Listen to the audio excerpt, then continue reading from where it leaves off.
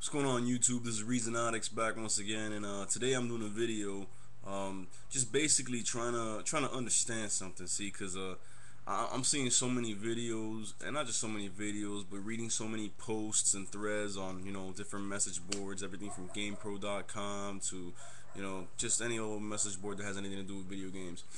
And for the past 3 years, for the life of me, I cannot understand how I can see some people saying that the Wii is garbage, or not just some people, a lot of people saying that the Wii is garbage, saying that the Wii is it's it's the most inferior console this generation, that it's not even really a true next gen console, that it doesn't have the exclusives that the PS3 and the 360 have.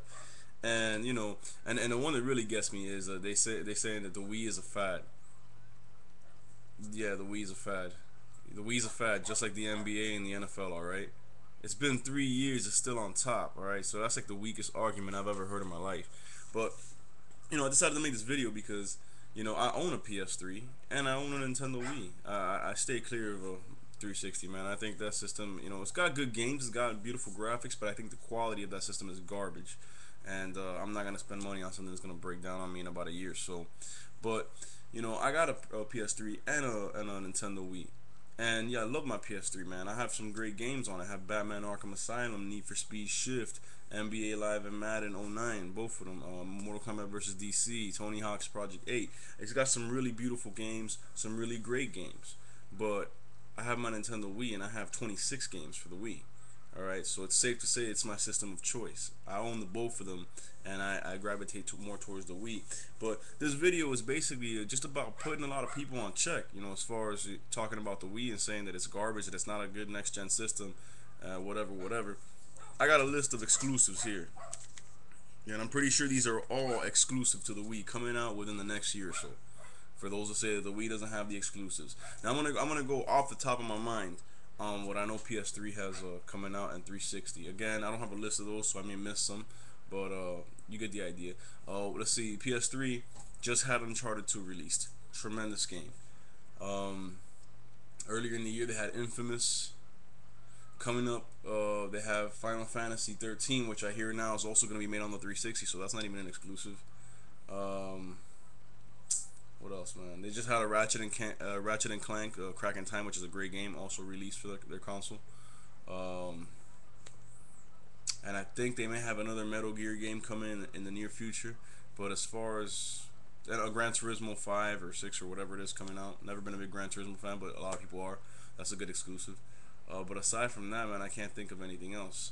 Now the 360, what do they got coming out? I'm sure they got another Halo game planned, because Halo just for some reason never dies, even though it's garbage. They got another Halo. Oh, and PS3's also got God of War 3 coming out, which is great. All right, so now we got 360 has probably another Halo game coming out. I would assume another Gears of War game coming out. Gears of War 3, because that's a good franchise. Um, Forza Motorsports 3, I think, is coming out. And really, man, I can't really think of anything else. I'm sure I'm missing something, but you get the picture. Now for the Wii, I mean, let me just go down this list. I'm gonna go down the list and I'm gonna talk about each game, what I know about it, and hopefully this will show people that not only does the Wii have the best line of exclusives, but that it's a lot of third-party exclusives. So it's a lot of third-party gravitating towards the Wii, not just because it sells good, which I'm sure is the main drive, because it is the best-selling system, but because they know that with Nintendo you have longevity with the Nintendo brand, and making games for a Nintendo console. Not only do you know your game is gonna sell, but it's gonna get established. It's gonna establish fans, and they're gonna want sequels. So let's just go down this list real quick. Tatsunoko versus Capcom. Alright, who doesn't want this game? Who doesn't want a new crossover battle game with the Marvel vs. Capcom engine, which is what this game sports? Beautiful graphics. I'll be honest with you, I don't know how it's going to control. I'm guessing they're going to allow classic controller support and GameCube controller support, because I can't see myself controlling a fighting game like that with the Wiimote and Nunchuck. But it looks beautiful. You watch that game play, it looks silky smooth. Frame rate is beautiful. The presentation is all there. I mean, you got. I'm looking at this game, and I'm reading articles on it and all that, and it's like, I think it's like 50 different characters in this game.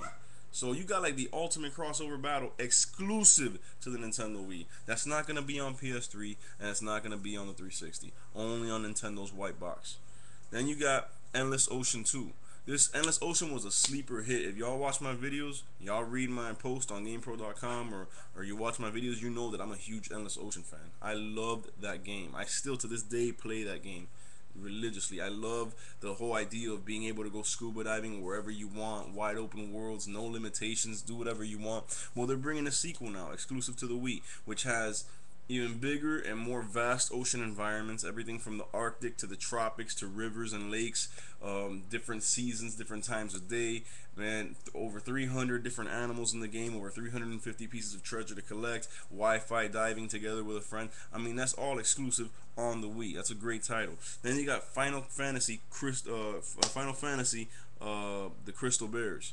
I'm not a big Final Fantasy fan, never have been, but I've been watching the trailers for this game and just reading up whatever I see on this game, and this game looks phenomenal. This looks like the game that may very well get Reasonatics to jump into Final Fantasy.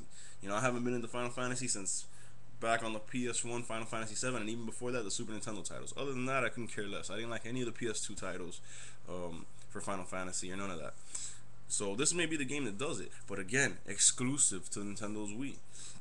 You got Epic Mickey, which is coming out, I think, middle to end of next year, which is the title that was, just first announced about a couple of weeks ago to a month ago, and they've already released a few screenshots on what they want the game to look like, and this looks like take Mickey, I'm talking about old school 1920s Mickey, that mischievous Mickey, and put him in a full open world with in a platform genre game, kind of like Mario, but with a twist. I mean, this looks amazing. I can't wait for this, man. This is gonna be fun. It's gonna be a good action platformer, and it's not gonna be your happy-go-lucky Mickey Mouse. I mean, this looks dark. This looks like it's got a little bit of edge on it. Again, exclusive to Nintendo's Wii. Then you got Sin and Punishment 2. Sin and Punishment was a sleeper hit. Not even a sleeper hit. It was a classic. It was a hit in Japan, and it was an on-rail shooter, but it was a I don't want to say it was on rails, but it wasn't first person. It was like you could see your character. I mean, it was for the N64. It never came to the States. You can download it on the Virtual Console, which I did, and I highly recommend you do. It's a great game. And here comes part 2 with redefined graphics, revolutionary control. I mean, just beautiful visuals. When you look at this game, they showed it at E3, I think, a year ago. And more trailers have been surfacing because it's coming near to the release date. I mean, this game is one of those classic shooters, man, that you gotta have. Especially if you like that old school, old school shooters, like the Gradius games, and even take it all the way back to Galaga. It's kind of like that, but in 3D, and you can move all over the screen. I mean, this is amazing. Sin and Punishment 2, exclusive to Nintendo's Wii. Monster Hunter 3. Wow. PS3 and Xbox 360 didn't get this game, and the PSP just got that Monster Hunter G thing, whatever, that little spin-off. Monster Hunter 3, the official third game in the series, Monster Hunter 3 is exclusive to Nintendo's console, coming to America next year. It's already out in Japan, and the graphics are beautiful. The graphics are so good in this game that it made the Zelda team working on the new Zelda title, it made them turn around and restart production on their graphics engine because the game looked that good and it was making Zelda look like crap. Monster Hunter 3 with the online capability and everything, all exclusive to Nintendo's console. What else can I say? Here we got Mario Galaxy 2. Who didn't like Mario Galaxy 1? Mario Galaxy 1 was considered by many the game of the year in 2007. It was amazing. It revolutionized platform gaming the same way that Mario 64 did, the same way Nintendo always does. It blew the doors off of everything. As good as Ratchet and Clank are, those games are, they could not stand up next to Mario Galaxy when Mario Galaxy hit. And here comes a sequel with bigger and more robust worlds, more levels, more stars to collect. Yoshi's involved, and who knows what else they're bringing. Exclusive to Nintendo's console. I'm out of time. I'm gonna bring back a part 2 to this video because I got a bunch of other games to talk about. So this is again just showing everybody that the Wii is not the piece of junk that a lot of people are saying it is. It is actually the best next generation system, and it has the best exclusives. So tune back for part 2 as I continue to go down the list, man. God bless y'all.